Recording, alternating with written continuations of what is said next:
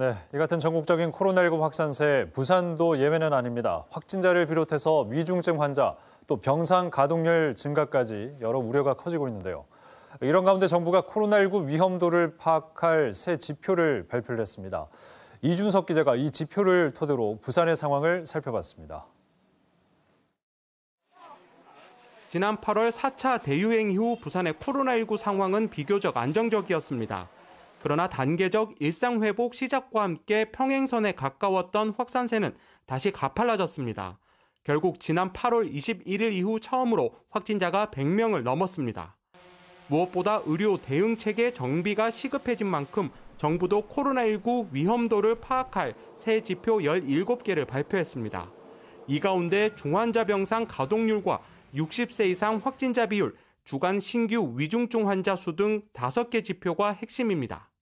수도권, 비수도권을 구분해서 각각의 위험도에 대해서는 평가하고 비상계획이나 조치 강화 부분에 대해서도 지역을 고려해서 결정할 예정에 있습니다. 이 핵심 지표를 토대로 보면 부산의 일주일간 하루 평균 위중증 환자는 10월 마지막 주 11.6명에서 지난주 15.7명까지 증가했습니다. 그나마 코로나19 중환자 병상 가동률은 20%를 유지하며 아직 여유가 있는 상황입니다. 하지만 확진자가 지금부터 얼마나 빠르게 늘지 알 수 없는 상황인 만큼 부산시도 중환자 병상 확보를 위한 대응에 나서고 있습니다.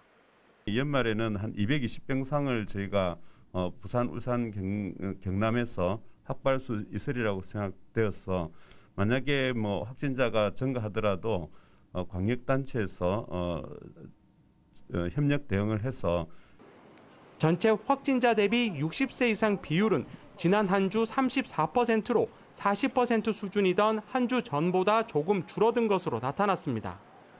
부산시 방역당국은 정부가 발표한 위험도 평가 지표에 맞춰 부산의 위험도를 평가하고 관련 주요 지표를 매주 발표합니다. KBS 뉴스 이준석입니다.